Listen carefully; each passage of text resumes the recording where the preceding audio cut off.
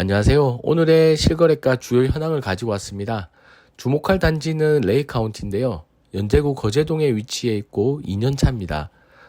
실거래가가 많이 일어날 수밖에 없는 컨디션이라서 같이 한번 단지를 살펴보는 시간도 같이 가지려고 합니다. 첫 번째입니다. 동래구 명륜동에 위치한 힐스테이트 명륜 트라디움 4년차 아파트고요. 30평이 거래가 됐네요. 거래 금액은 9억 3천만 원이고 평당가는 3,100만 원입니다.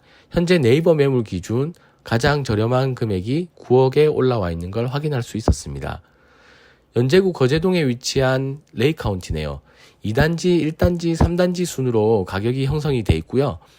가장 지금 신고가가 나온 41평 대형 평수에 대한 거는 거래 금액이 14억 5,500만 원, 평당가 3,500, 약 50만 원 정도로 거래가 금액이 되었습니다. 레이 카운티 2단지의 국민 평수 34평 같은 경우에도 11억 2,500만 원, 평당가 3,300만 원 정도 수준으로 거래가 된 것을 알 수 있습니다. 그리고 나머지 1단지와 3단지도 마찬가지로 9억가 그리고 3단지 8억 5천만 원 정도 전후로 거래 금액이 나온 것을 볼 수가 있고요. 평당가로 계산하면 레이 카운티 2단지를 제외한 1단지, 3단지는 2,600만 원, 700만 원, 그리고 2,500만 원 전후로 가격이 형성되어 있는 걸 알 수 있습니다. 단지별로 금액 차이가 확실히 좀 나뉘는데요. 이거는 그 다음 페이지 레이 카운티의 지도를 한번 보고 레이 카운티에 대해서 같이 좀 살펴보는 시간을 같이 가지도록 하겠습니다.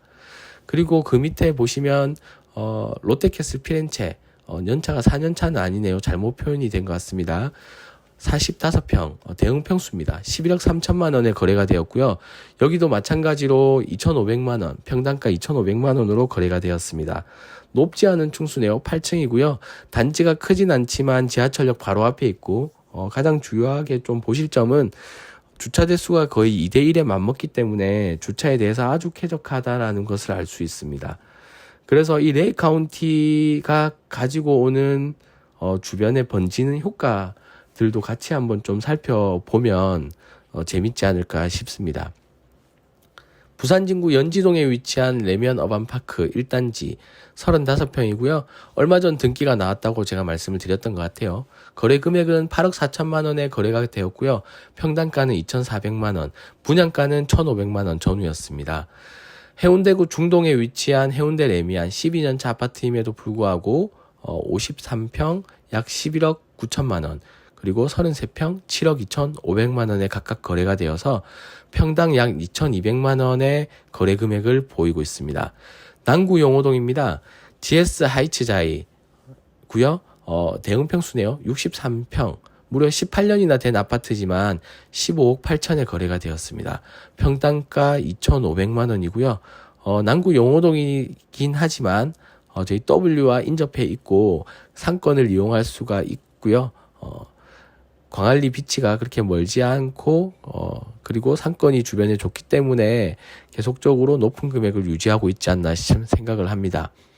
다음 해운대구 우동에 위치한 대우마리나 3차 어제 말씀을 드렸는데 오늘 또 36평에 대한 아파트 거래가 올라왔고요. 11억 2천이고 평당가가 여기도 3천만 원은 훌쩍 넘는 금액입니다.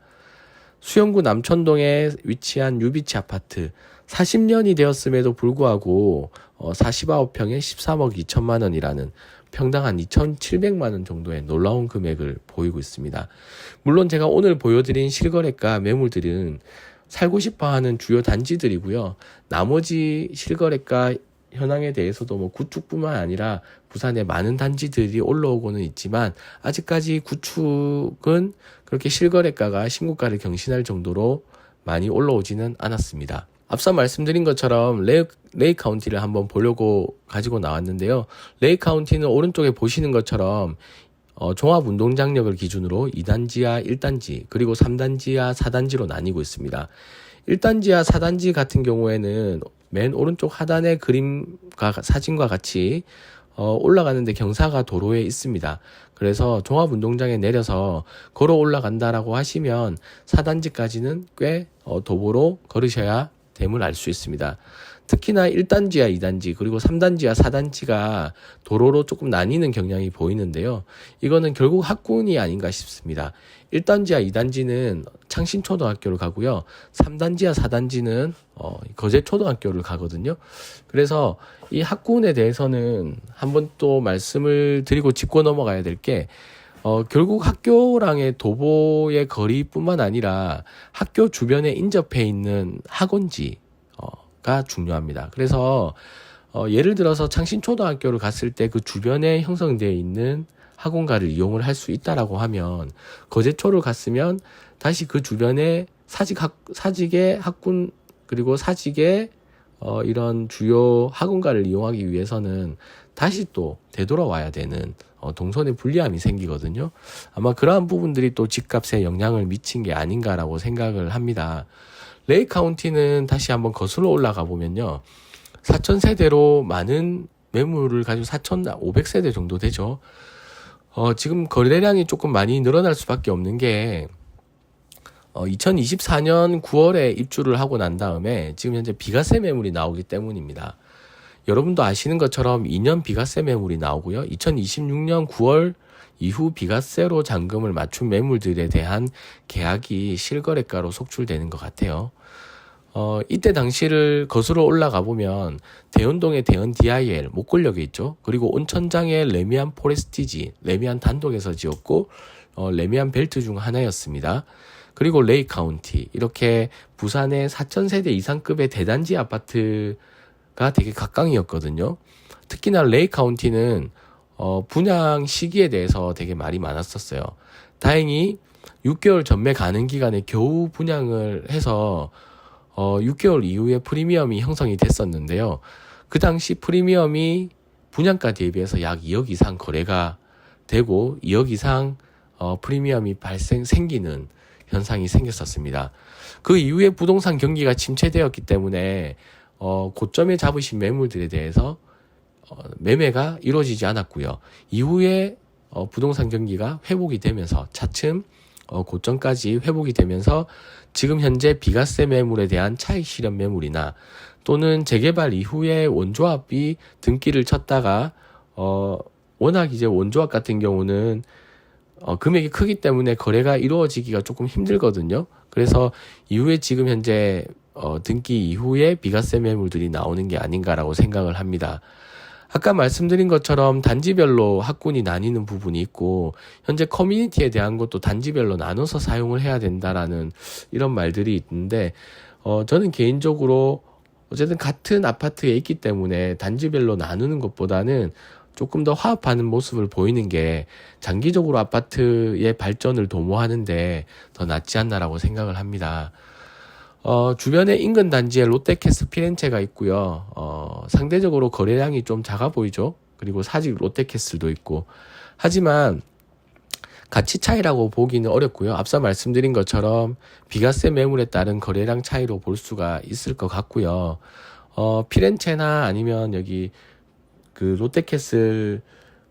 사직 롯데캐슬 같은 경우에는 계속 사직에 이런 선두주자로 있었기 때문에 비과세 매물 이후에 같이 이렇게 엎치락 뒤치락 하면서 같이 갈 것 같다라고 생각이 듭니다. 인근의 구축까지 거래량이 늘어나는지, 그리고 전세가가 어떻게 또 형성이 되고 올라오는지, 이 전세가가 매매가를 밀어내는지, 그리고 사직 1-6구역 하반기 때 분양 예정이거든요. 힐스테이트 분양이 어떻게 성공리에 마무리가 되는지, 아니면 생각보다 수요가 낮은지 같이 한번 볼 필요가 있을 것 같고요. 일부 단지의 거래량이 늘었다고 단정 짓기는 좀 어려운 것 같아요. 신고가 단지 역시 컨디션이 그렇게 좌우하지는 않습니다. 현재 분양가 그리고 공급가액이 많이 비싸죠. 그래서 기축가 갭 차이가 조금 일정 부분 존재합니다. 이 부분이 지금 현재 미분양 수요가 줄어들지 않는 이유 중 하나입니다. 이 갭 차이를 어떻게 극복하느냐가 결국에는 향후 부동산의 장기적인 관점에서 거래량이나 여러 가지 지수들에 대해서 분석할 수 있는 관점인 것 같고요. 신축 물량이 많지 않기 때문에 수요에 대한 일정 부분이 아직 남아 있어서 이게 전세 물량과 대비해서 어떻게 움직이는지 같이 살펴볼 필요는 있을 것 같습니다. 하지만 결국은 단기적으로는 심리 싸움이고 이게 대출과 연계될 수밖에 없기 때문에 현재 정부에서 계속 대출에 대한 규제가 되고 있거든요. 그래서 이 부분이 어떻게 또 영향을 미치는지 매일매일 실거래 현황을 같이 좀 살펴보면서 우리가 부동산이 움직이는 부분을 같이 한번 살펴보도록 하겠습니다. 오늘도 영상이 도움이 되셨다면 좋아요와 구독을 부탁드리겠습니다. 감사합니다.